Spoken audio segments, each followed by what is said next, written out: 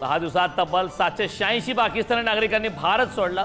अटारी वाघा सीमेच्या मार्गे 786 नागरिक पाकिस्तानात तर 1376 भारतीय नागरिक पाकिस्तानहून भारतात परत।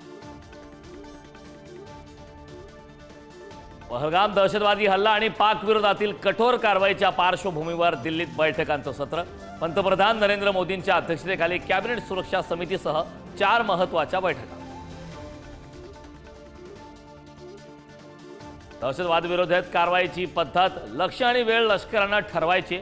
उच्चस्तरीय बैठकीत पंतप्रधान नरेंद्र मोदींनी लष्करानं दिलं कारवाईचं स्वातंत्र्य, तर दहशतवादाला चिरडून टाकणं हाच आमचा राष्ट्रीय संकल्प, मोदींचं वक्तव्य। लष्कर अधिकाऱ्यांसोबतच्या उच्चस्तरीय बैठकीनंतर पंतप्रधान मोदी आणि सरसंघचालक मोहन भागवत यांची दिल्लीत बैठक। तब्बल 1.5 तास दोघांमध्ये खलबतं। पाक विरोधातील कारवाईच्या पार्श्वभूमीवर भेटीला महत्त्व।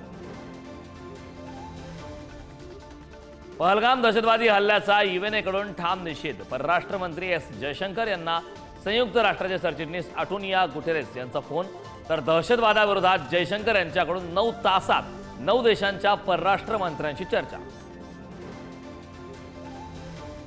पहलगाम दहशतवादी हल्ल्याच्या पार्श्वभूमीवर काँग्रेस हायकमांडकडून नेत्यांसाठी मार्गदर्शक सूचना जारी। माध्यमांमध्ये वक्तव्य करताना शिस्त बाळगणे, वाद टाळण्याचे आदेश, निर्देशांचं उल्लंघन केल्यास शिस्तभंगाच्या कारवाईचाही इशारा। 24 ते 36 तासात भारत पाकिस्तानवर हल्ला करण्याच्या तयारीत। पाकिस्तानचा मंत्री अताउल्ला तरार यांचा दावा। पाकिस्तानात भीतीचं वातावरण असल्याचीही मंत्र्यांची माहिती। अक्षय तृतीय निमित्ताने सराफा बाजारात उत्साह। सोनं आणि चांदी खरेदीसाठी नागरिकांची लगबग, तर नवीन गाड्या खरेदीकडेही मोठा कल। अक्षय तृतीयेसाठी हापूस आंब्याचीही मोठ्या प्रमाणावर खरेदी।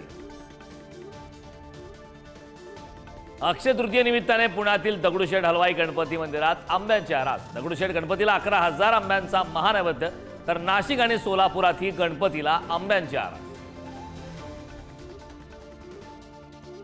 अक्षय तृतीयेच्या शुभमुहूर्तावर सोन्याने गाठला 1 लाखांचा टप्पा।